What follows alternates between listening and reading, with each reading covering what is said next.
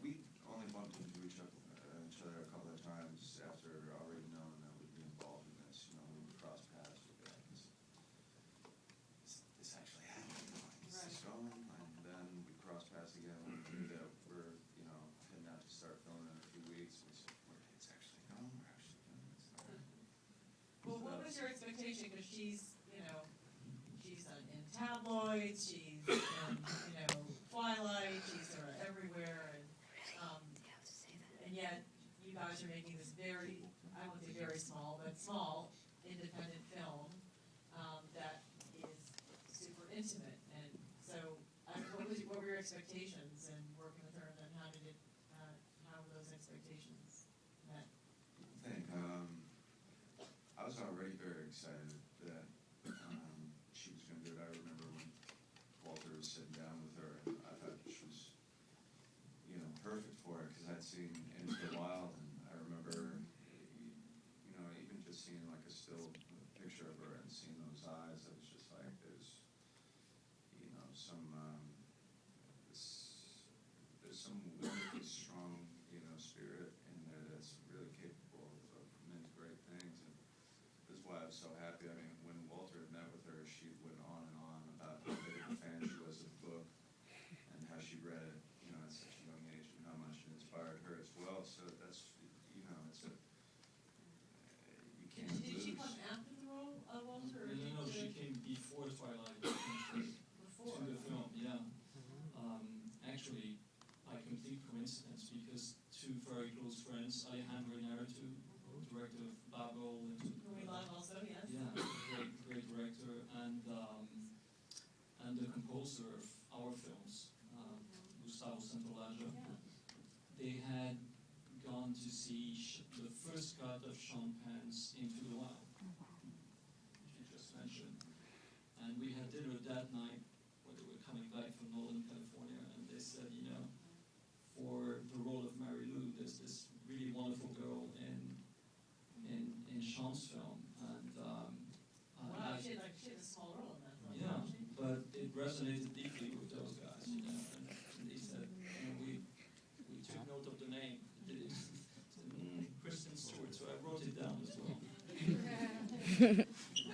And then when I saw the film, and I loved the film, I was very impacted by, the resonance that she brought to that role.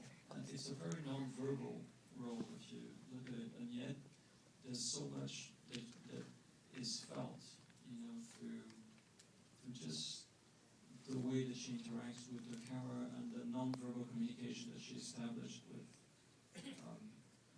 with the main character of that road movie.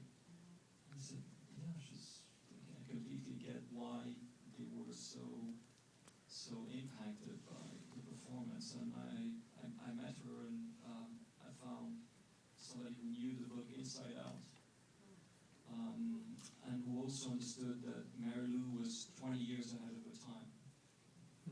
And I think that Kristen, in her life in independent cinema, she drifts towards these characters that somehow expand or investigate zones that are or territories that are forbidden a number of times. And she was very drawn to this and very serious in preparing for it. Remember, we got maybe 50 hours of interviews. Yeah, that's what was great. Her devotion. She would take home the audio tapes of actually, the characters. the accent that she does is exactly the accent that the real life character had. So she did this so seriously. She was completely committed and completely in character all the time. And what I also found quite unique about her is never give up. I'd like to do another take. She always, whenever she thinks that she didn't do as well as she could, and media was already pleased with what was in the can, she would say, "Can I have one more and try something else?" Of course, please do. I do like that kind of rigor, and she did bring that to the film. And they're very bold. I mean, the sex scenes are very, in their time,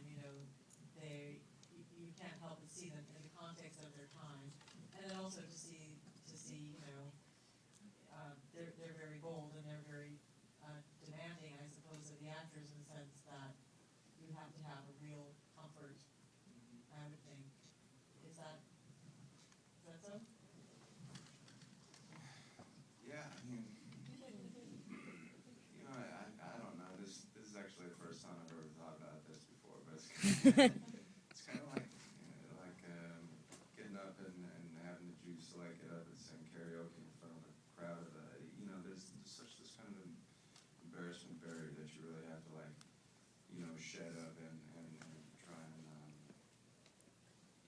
it's as much as make-believe as everything else is to pretend no one's there. And you're in this moment, you know what the scene is and wants and needs and where you're coming from and everything. And you've read it in the book, and for most of these scenes, when Dean answers the door naked, things like that, it always made me crack up reading the book and the bravery of this guy and the bravado and just his way about things, this undeniable appeal and you just try and fulfill your sort of first experience of reading that. The love scenes are always going to be tricky, in terms of just there's no other thing, but you just In shooting them also, you just keep the minimum crew necessary for that. Maybe 3 or 4 people, not more than that in the room. And so you try to keep it as intimate as you can. That is, I think, the way to actually create a zone of comfort where the actor doesn't feel invaded in any sort of. Most stores, we just did one long take. It wasn't like shooting all day on these things. He'd made such a sort of intimate environment to be able to just, trust Walter that, because everybody can have their shivers before things like this, and to trust him and to, give as much as you give into any other scene in a way.